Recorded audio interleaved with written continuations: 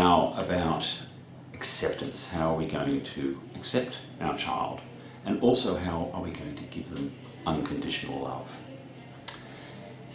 When we have a child, how do we know if we're actually going to get along with them?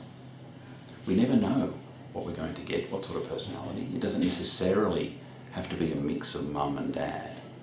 And people who are parents of multiple children will say that even from the same parents and the same parenting style, children can be extraordinarily different. So it really is a bit of a lottery as to what sort of temperament our child will come out with. Every one of them is their own unique self. And how are you going to fit together? How are they going to meet your expectations? It's analogous to perhaps buying a pair of shoes, where we're going to see how you fit together, whether you like them, do you like their style. But of course, this particular pair of shoes, we have no choice about. You can't take them back to the shop. You don't have no choice. You're given this child as they are when they come out. So, how are they going to meet with your expectations? How are they going to fit? Well, of course, with your child, you have to make it fit. You need to learn how to adapt yourself to your child. If you manage to do that, if you manage to get a good bonding relationship going, eventually what will start happening, and parents and patients will often start saying this to me, that you start learning from each other. So we need to adapt ourselves to our children. We need to also accept them for what they are like.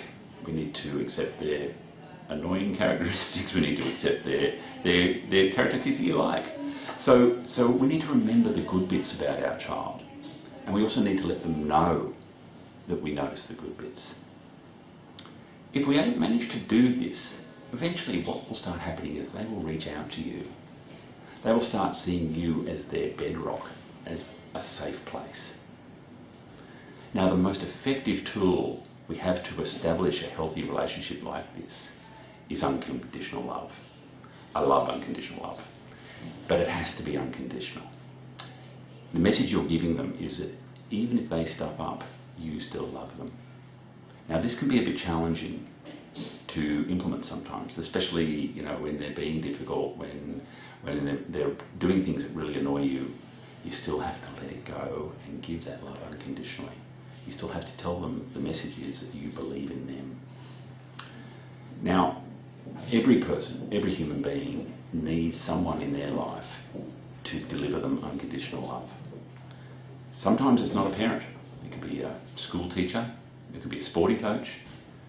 But if you have at least one person who gives you unconditional love, that is a person from whom you will, what's expressed as gather strength, which is a beautiful expression, that you give your love unconditionally and they become stronger as individuals because of it.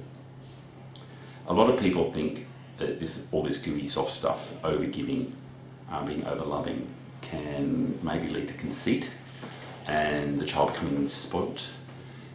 The opposite is true. Not putting a but at the end of the sentence, not saying, oh look, you're great but, or I think you're really clever but, get rid of the but. What you want to do is to make them believe in themselves. And that's what will happen if you give your love unconditionally. This will lead to self-belief, not self-obsession.